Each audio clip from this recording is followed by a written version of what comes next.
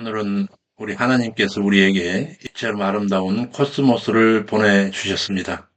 온갖 고운 몸짓을 하나님께서 말씀으로 창조하신 이 세계, 하나님 말씀이 살아 역사하시는 하나님 선교하시는 이 미시도대 장으로 우리를 어서 오라 하십니다. 안녕하십니까? 박대평 목사입니다.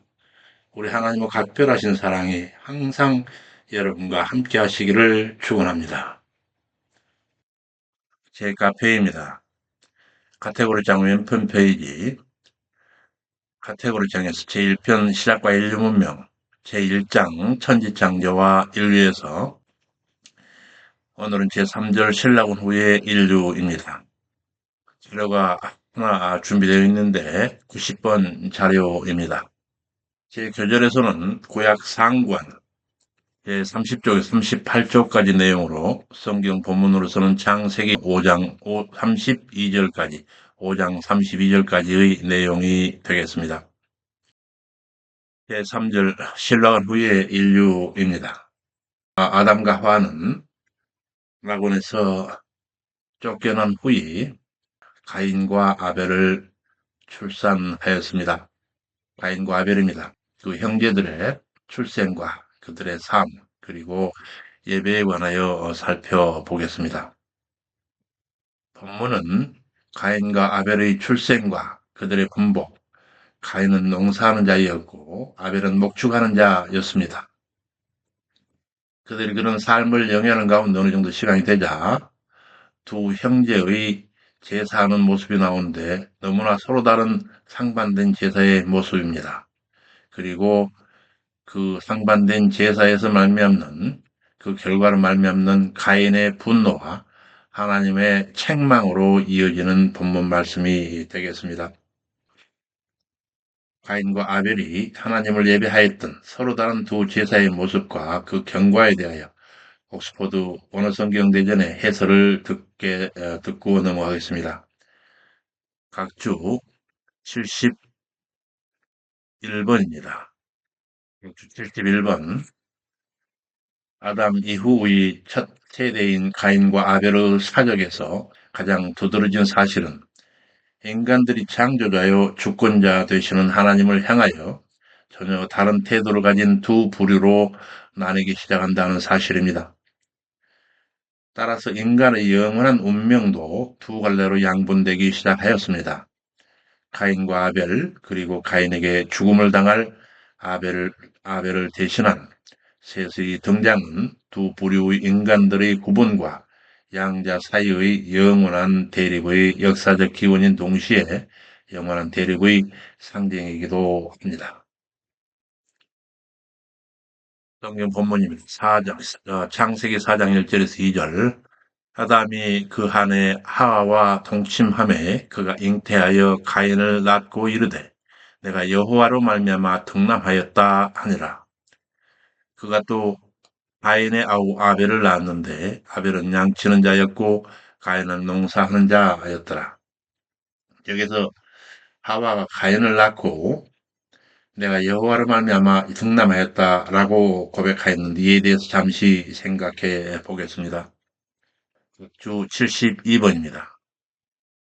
하와가 자기 낳은 그 가인을 앞에 두고 여호와로 말미암아 등남하였다라고 하는 이 하와의 이 말은 여자의 후손을 약속하신 여호와의 말씀에 대한 하와의 신앙 고백으로서 이 고백에 대하여 필자는 여호와 신앙에 있어 인류 최초의 이단 사설로 봅니다.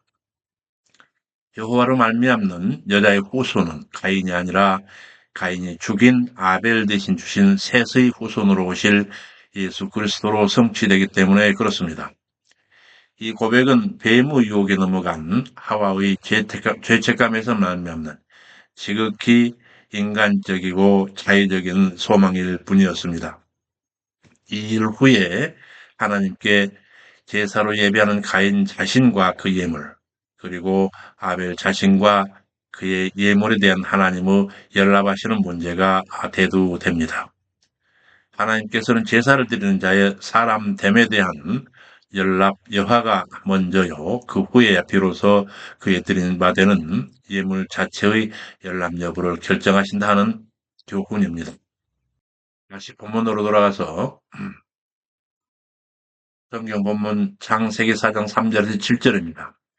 세월이 지난 후에 가인은 땅의 소산으로 제물을 삼아 여호와께 드렸고 아벨은 자기도 양의 첫 새끼와 그 기름으로 드렸더니 여호와께서 아벨과 그 제물은 연락하셨으나 가인과 그 제물은 연락하지 아니하신지라.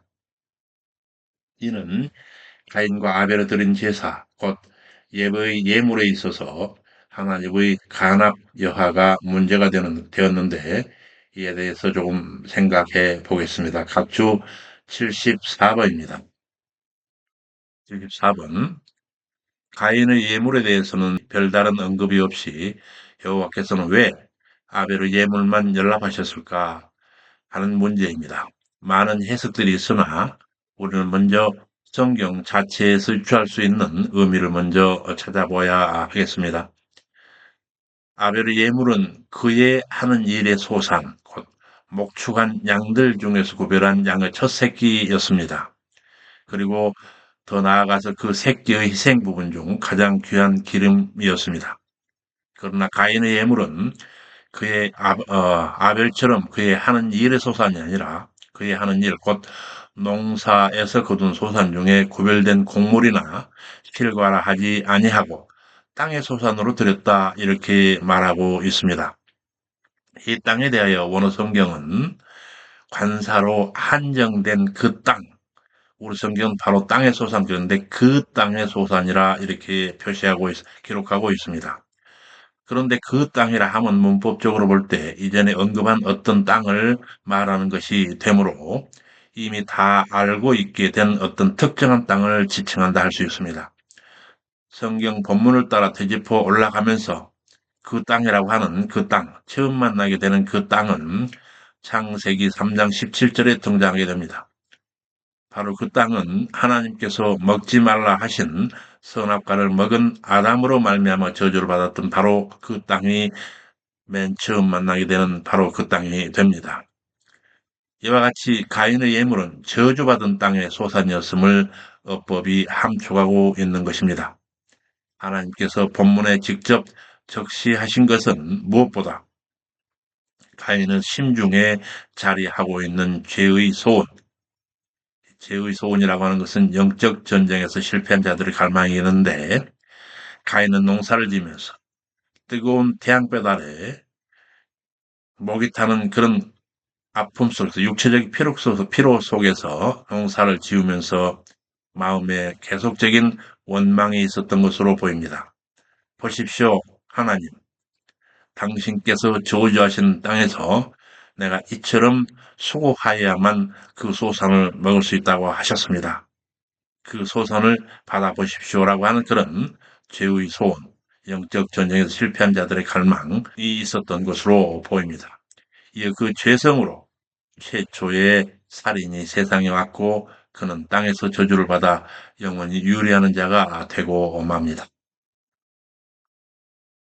다시 본문으로 돌아와서 여기 가인이 심히 분하여 안색이 변하니 여호와께서 가인에게 이르시되 네가 분하여하면 어찌미며 안색이 변하면 어찌미뇨 네가 선을 행하면 어찌 낯을 들지 못하겠느냐 선을 행치 아니하면 죄가 문에 엎드렸느니라 죄의 소원은 내게 있으나 너는 다스릴지니라 라고 하나님께서 꾸지람을 하십니다.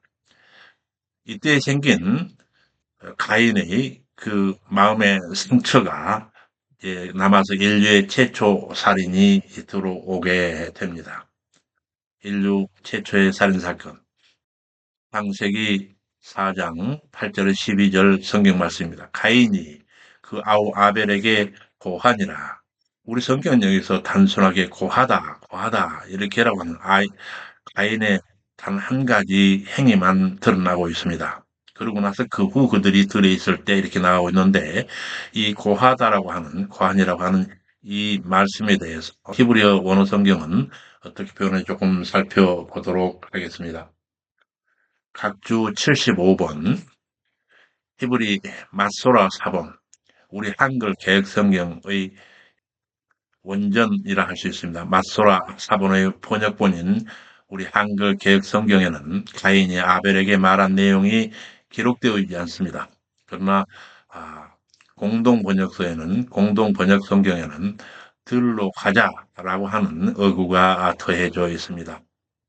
아니라라고 하는 한 가지 말만 되어 있는 게 아니라 고하기를 우리가 들로 가자라고 번역이 되어 있다는 말씀입니다. 이는 사마리아 오경이나 헬라어 70인경 그리고 라틴어 여긴 벌게이트 성경의 입장을 반영한 것인데 그러한 번역은 본문의 문맥을 조금 더 부드럽게 하긴 하지만 우리 성경처럼 구태여 그런 내용이 없어도 내용 전개는 별 무리가 없습니다만은 특별히 고하기를 우리가 벌판으로 나가자 하는 말에는 가인의 그 어떤 의도가 함축되어 있는 모습을 공동 번역 성경에서는 보여주고 있고 히브리어 원어 성경도 역시 히브리어 원어 성경도 둘로 가자라고 하는 말씀이 있다고 하는 것 그것을 좀 염두에 두면은 이 부분이 부드러움을 느낄 수가 있겠습니다.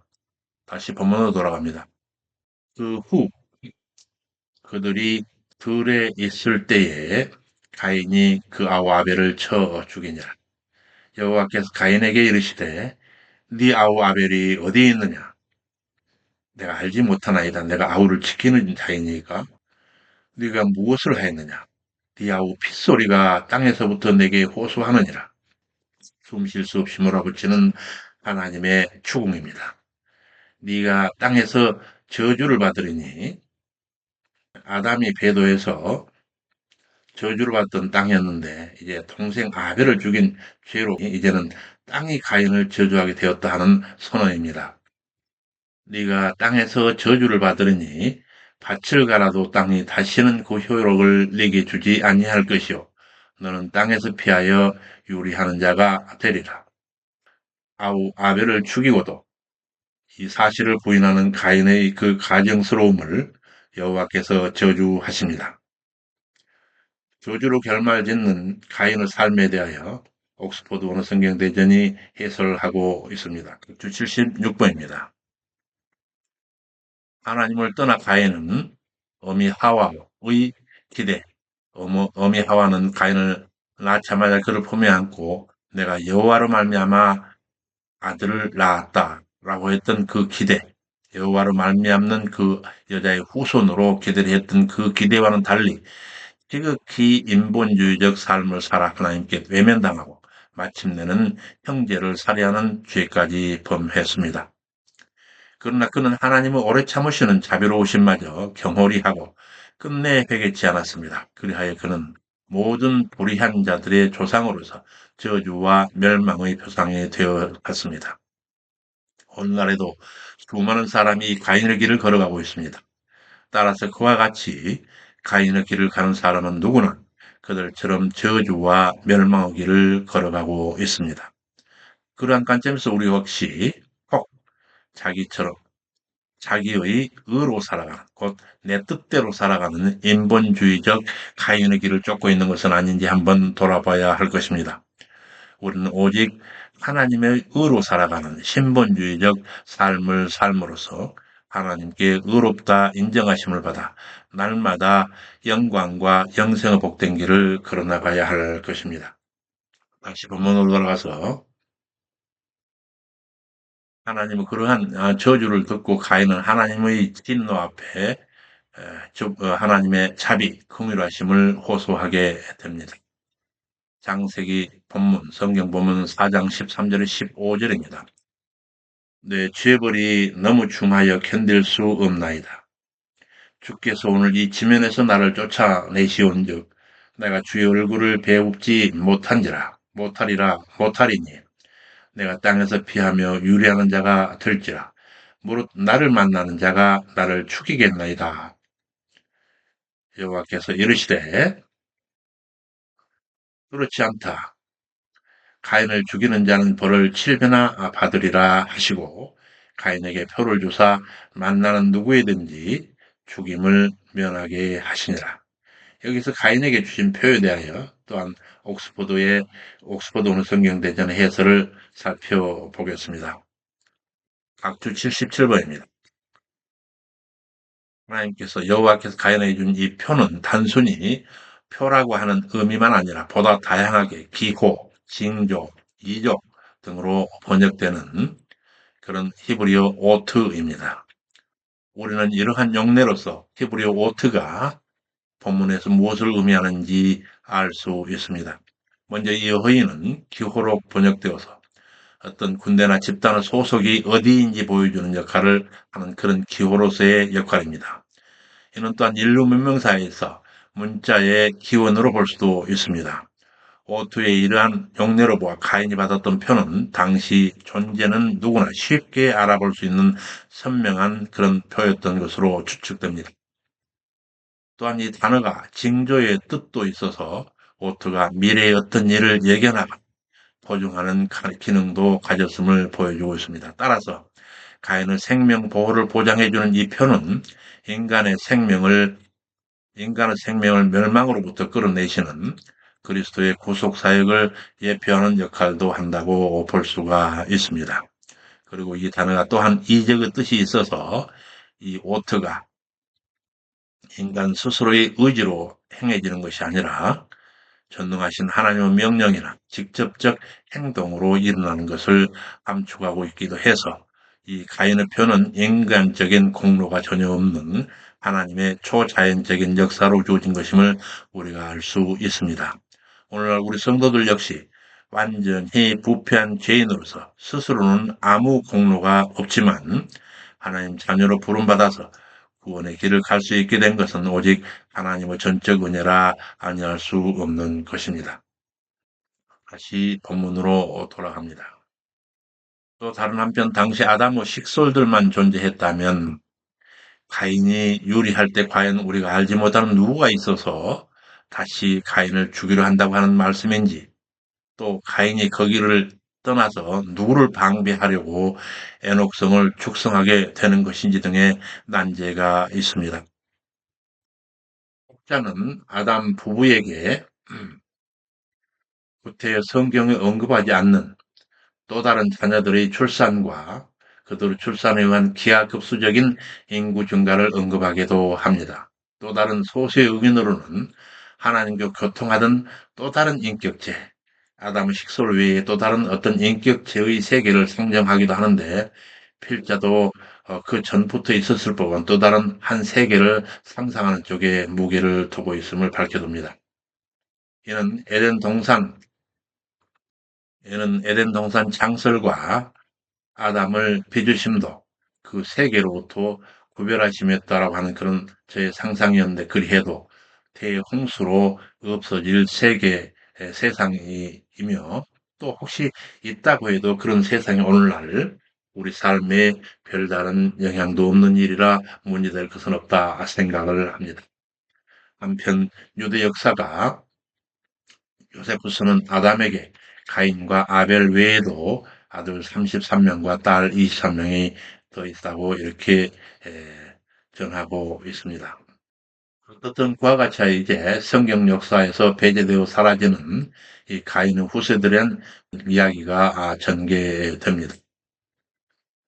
사라지는 가인의 계보입니다. 4장 16절 24절 내용입니다. 가인이 여호와의 앞을 떠나 나가 에덴 동편 놋 땅에 거하였더니 아내와 통침하니 그가 잉태하여 에녹을 낳은지라. 가인이 성을 쌓고 그 아들의 이름으로 성 이름을 에녹이라 하였더라. 그러고 나서 사라져버린 가인의 계보가 쭉 나열되는데 성경에 사라진 계보이기 때문에 저는 관심이 없어서 이를 뺐습니다. 다만 그 중에서 라멕이 아내들에게 이르되 아다와 실라여 내 소리를 들으라. 라멕의 아내들이여 내 말을 들으라. 나의 창으로 입은 상처를 때문에 내가 사람을 죽였고 나의 상함을 인하여 소년을 죽였도다. 가인을 위하여는 벌이 7배일진데 라멕을 위하여는 벌이 77배이로다 하였더라. 이와 같이 광활한 노래로 망발을 서슴지 않았던 그 라멕에 대하여 옥스퍼드 언어성경대전의 해설을 잠깐 살펴보겠습니다. 각주 79번입니다.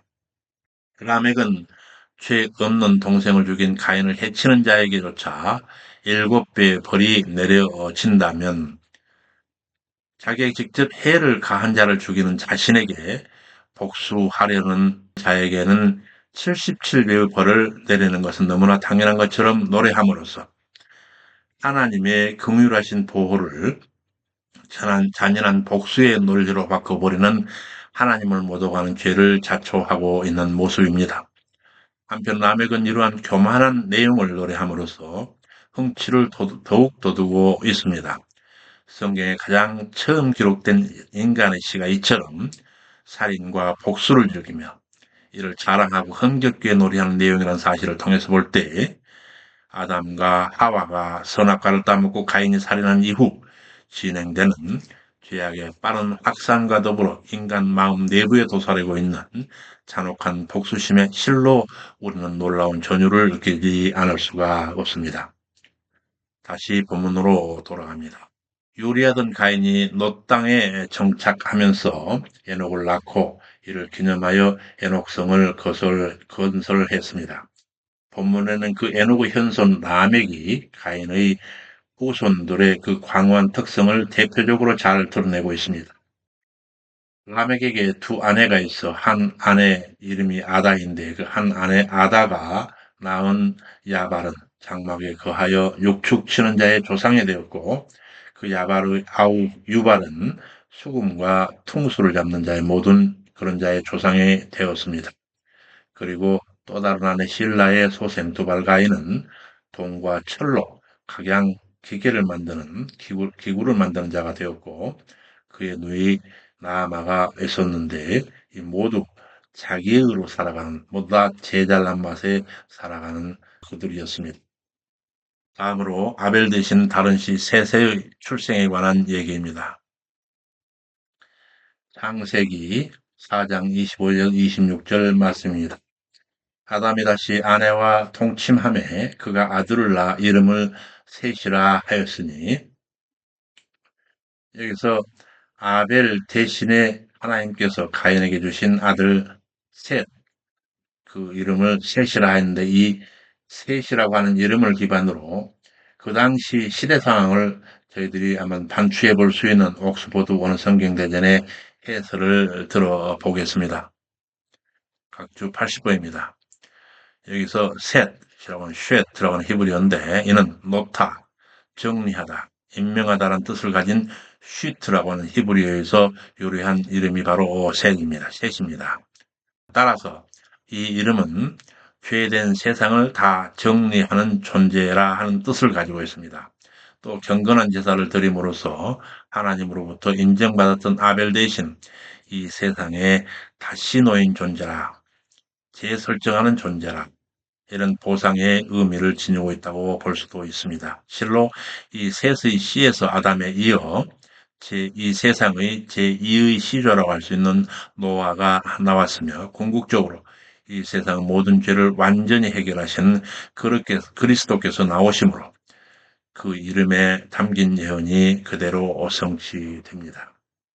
다시 본문으로 여기 셋이라 하였으니 이는 하나님이 내게 가인의 죽인 아벨 대신에 다른 씨를 주셨다 함이며 셋도 아들을 낳고 이름을 에노스라 하였으며 그때 사람들이 비로소 여호와의 이름을 불렀더라.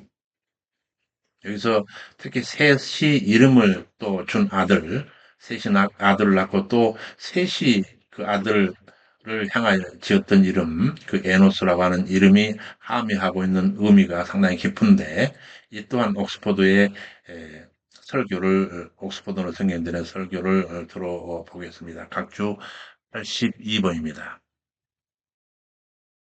각주 82번 여기서 에노스 히브리어는 에노쉬입니다. 에노쉬라고 하는 의미는 치료가 거의 불가능한 병든 상태나 재난을 당하였거나 고통 가운데 있는 그런 상태를 묘사하는 아라쉬라고 하는 히브리어에서 유래한 이름입니다. 따라서 이 단어가 일반 명사로 사용될 때 병들어 고통 가운데 살아갈 수 없는 한계 속 그렇게 연약한 인간을 나타낼 때 주로 사용된 단어입니다. 셋이 바로 그러한 뜻을 가진 이름을 그 아들에게 붙인 것은 교만을 뽐내던 가인의 후손들과는 달리 스스로 너무나 보잘것없음을 느끼고 하나님 앞에 끊임없이 겸손할 수밖에 없었던 셋의 여호와 신앙, 곧 경건함을 그대로 드러낸 것이라 이렇게 볼 수가 있습니다. 인간은 스스로의 힘으로 일어설 수 없는 이와 같은 무력한 존재라고 하는 사실을 겸허히 인정할 때 전능하신 하나님께 겸손히 나아가서 하나님만을 전적으로 의지할 수가 있게 되는 것입니다. 다시 이 본문으로 돌아갑니다. 그때 사람들이 비로소 여호와 이름을 불렀더라. 연약하게 된 상태에서 스스로 자기들은 얼마나 연약한 상태의 존재인가를 깨닫게 되면서 비로소 하나님을 전적으로 의지하게 되는 비로소 여호와 이름을 불렀다. 이렇게 말씀하고 있습니다. 옥스퍼드 성경대전은 이 문단에 대하여 세스 자손들이 전능하신 하나님께 도움을 청하며 하나님의 은혜와 사랑을 찬양하기 시작한 사실을 묘사하는 것으로 볼 수 있습니다. 물론 셋과 에노스 이전에도 아벨이 경건한 제사를 드렸으며 그 이전에도 그 이전에 아담도 이미 하나님을 알고 하나님 앞에 나아갔을 것입니다. 그러나 보다 공식적으로 하나님께 기도하고 찬양하는 예배 양식이 도입되었던 것은 바로 셋의 시대에 이르렀을 때일 것입니다. 가인의 후손들이 교만하여 스스로의 힘으로 모든 것을 해결하려 하며 세속 문화에 심취하여 있을 때 경건한 세 후손들은 하나님 앞에 겸허히 나아가 하나님께 예배하며 하나님과 가깝게 교제하는 거룩한 생활을 전통으로 세워나갔던 것입니다. 오늘날도 이 세상의 것에 몰두하는 세속화된 이 세상에서 하늘의 것을 추구하는 경건한 삶을 살아야 된다 하는 점에서 우리 셋의 육체적 후손인 동시에 신앙적 후손이 되어야 할 것이다. 라고 원어 성경대전이, 옥스퍼드 원어 성경대전이 우리에게 권면하고 있습니다. 지금까지 살펴본 대로 인본주의적으로 삶을 살아가던 가인적인 그런 세상과는 구별되어서 본문에서는 다시 셋의 후손으로 계승되어 그리스도를 향해 가는 거룩한 계보가 정리됩니다. 3번 아담의 아들 셋으로 말미암는 그리스도의 계보. 성경 본문 창세기 5장 1절에서 32절 말씀입니다. 아담 자손의 계보가 이러하니라. 하나님이 사람을 창조하실 때에 하나님의 형상대로 지으시되 남자와 여자를 창조하셨고 그들이 창조되던 날에 하나님이 그들에게 복을 주시고 그들이 이름을 사람이라 일컬었더라. 여기서 하나님께서 사람을 창조하시고 그들의 복을 주시고 사람이라 일컬었더라. 이렇게 하신 이 세 가지 사역, 창조하시고 복을 주시고 사람이라 일컫는 이 세 사역에 대하여 옥스퍼드 원어 성경대전을 들어서 정리하고 넘어가겠습니다. 박주 84번입니다. 본절에서 첫째 창조하셨고 또 복을 주셨고 그리고 사람이라 일컬었더라라고 하는 이 중요한 동사 이 세 가지가 등장하고 나오고 있습니다. 여기서 일컬으셨더라 라고 하는 말에서 사람이라 일컫는 그 일이 하나님께서는 남자와 여자를 창조하시고 복을 주신 그 사건만큼이나 비중이 있는 아주 중요한 일임을 암시하고 있습니다. 이 일컬으셨다, 히브리어로 카라라고 하는데 일컬으셨다라고 하는 이 어휘는 공식적으로 선언하다는 의미가 있습니다. 이는 태초에 하나님께서 만물을 창조하실 때 각종 짐승의 이름을 짓는 권한은 모두 아담에게 위임하셨지만은 인간의 이름만은 하나님께서 직접 지으셨음을 강조하는 표현이라 할 수 있습니다. 한편 어떤 사물에 대해 이름을 부여하는 행위는 그 사물에 대한 주권과 소유권이 있음을 보여주는 행위인 것입니다. 따라서 본문은 이 세상의 모든 짐승은 인간의 지배와 다스림 안에 있다 할지라도 정작 인간만큼은 하나님의 주권 아래 있으며 하나님의 보호를 받아야 하는 존재임을 보여주고 있습니다.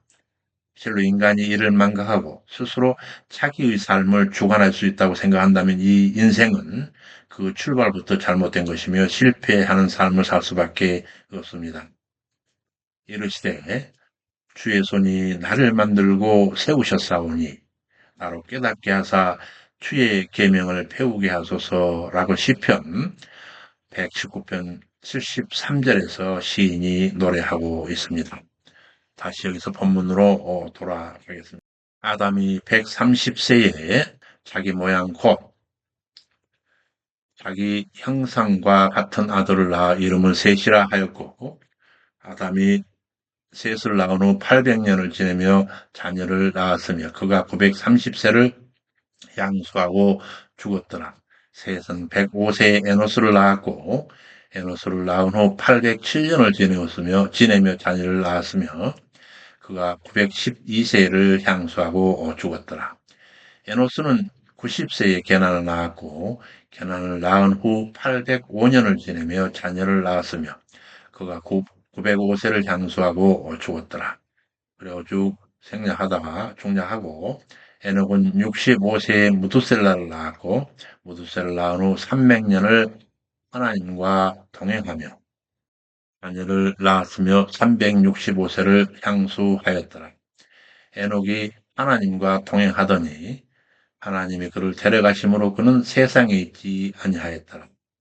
이 하나님과 동행하다가 하나님께 데려가심을 당했던 이 에녹에 대하여 옥스포드 해설을 조금 살펴보겠습니다. 각주 86번입니다. 에녹, 이라고는 우리 한글 성경 에녹이라 표기하고 있지만 히브리어로 성경대전 원문은 하녹입니다.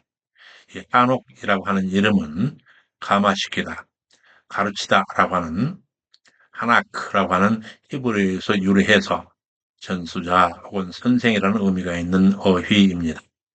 그는 신실한 신앙 소유자로서 하나님과 동행하는 모범적 삶을 살았습니다. 아마 그의 이름은 그가 사람들에게 하나님의 뜻을 가르치고 스스로의 생활 가운데서 하나님의 가르침을 실천, 곧 하나님과 동행하는 삶을 살아 사람들에게 깊은 감명을 주었음을 반영하고 있는 그런 이름으로 보입니다. 한편 히브리어로 볼 때 성경 가운데 본절에 나오는 야레스 아들 아녹 외에도 세 명의 에녹이 더 있는데 그건 여러분들이 별 큰 의미를 가지고 있지 않으므로 필요하시면 여러분들이 카페에 들어오셔서 텍스트창에서 확인해 보시기 바랍니다. 다시 본문 돌아갑니다. 후드셀은 187세에 라멕을 낳았으며 라멕을 낳은 후 782년을 지내며 자녀를 낳았으며 그는 969세를 향수하고 죽었더라. 가장 오래 살았던 인물입니다. 라멕은 182세에 아들을 낳고 이름을 노아라 하여 가로되 여호와께서 땅을 저주하심으로 수고로 일하는 우리를 이 아들이 아니하리라 하였더라. 라멕이 노아를 낳은 후 595년을 지내며 자녀를 낳았으며 그는 777세를 향수하고 죽었더라. 노아가 500세 된 후에 셈과 함과 야벳을 낳았더라. 여러 가지 본문은 한 아비가 후계의 아들을 낳고 그 아들이 계승해가는 인류 조상 아담으로부터 구속자 예수 그리스도까지 이어지는 매우 긴 계보에 대한 기록 중 일부로서 창세기 5장 1절 32절 내용이었는데 이에 대하여 필자는 아래와 같이 간단히 표로 정리해 보았습니다. 다만 이 도표에서 각 세대의 출산 연대, 후계 연대, 후계 출산, 여기서 이 부분은 우리 성경에 써져 있는 창세기 5장 1절 32절 내용이고 우리와 똑같은 이 성경에 대해서 우리와는 다른 필사본을 가지고 보았던 요세푸스가 정리한 그 연대는 여기에 이와 같이 같이 조견하여, 같이 대비하여 보여준 그런 표입니다. 인명 아담으로부터 셈에 이르기까지 쭉 이 족보가 기록되어 있고, 그에 대해서 우리 창세기 5장 1절에서 12절은 이렇게 얘기를 하고 있고, 요세푸스는 이렇게 얘기하고 있다 하는 표입니다. 그런데 그 결과 각 세대의 후계 출산 연도가 100년씩 정도 차이를 보이고 있어서 보시면 후계 출산이 130년인데 130세 되었을 때인데 아담이 여기 요세푸스는 230세였을 때라 이렇게 기록하고 있습니다. 그리고 셋이 에노스를 낳을 때는 105세라 이렇게 하고 있는데 이거는 205세. 요세푸스와 우리 성경이 가지고 있는 내용과 요세푸스가 보는 성경 내용이 이와 같이 100년씩 차이가 있는 모습을 볼 수 있습니다. 결과적으로 두 기록에 있어서 아담의 출생 연도를 보면은 대략 총 합치면 한 1300년도. 그러니까 이러한 나이, 후기 출산 연대를 기준으로 계산해 보면은 아담이 낳은 때, 아담을 만들어낼 때는 우리 성경으로서는 주전 4258년이 되는데 요세푸스로 볼 때는 5561년이 됩니다. 그래서 대략 한 1300년 정도의 간극을 보이고 있다는 점입니다. 이는 생각한데 우리 성경은 히브리어 성경 필사본 중 마소라 사본을 번역한 그런 우리는 한글 개혁 성경을 가지고 있는데 요세푸스는 저로서는 알지 못하는 또 다른 필사본을 지니고 있었던 까닭으로 이해할 뿐입니다. 다시 본문으로 돌아가서 본 단락은 예수 그리스도까지 기간을 추산해 볼 수 있게 하는 출발점이 되는 그런 연대 그런 가계의 내용입니다. 성경의 일은 아담으로부터 아수르에 의해서 북조 이스라엘의 멸망연도, 그것이 주전 722년인데, 그때까지 성경 구절을 따라 계속 계산해 나가면은 3536년이 총 그 기간이 계산됩니다. 이는 물론 그 오류가 100년 이내로 저는 보고 있는데 3536년이 되는데 여기에 북이스라엘 멸망한 연도인 주전 722년을 합하면 아담 출생 연도가 바로 4258년이 나와서 표에 4258년을 아담의 출생 연대로 그렇게 기록해 두었습니다. 그렇게 해서 이 4558년으로 기록되어 있는 것과 요세푸스가 보고 있는 필사본 성경으로서는 5561년이 되는 것인데, 그와 같이 우리 성경의 아담 출생 연도와 요세푸스의 본 성경의 출생 연도를 같이 함께 병기해 두었으니 참고하시기를 바랍니다. 여기까지 인류 문명은 사람들이 급속히 번성하는 중에 가인의 길을 쫓던 자들이든 아벨을 대신한 다른 시 셋의 길을 쫓던 자들이든 물론 하나님의 의를 쫓는 사람은 거의 없이 오직 죄악으로 물든 간영한 폐악의 시대였습니다.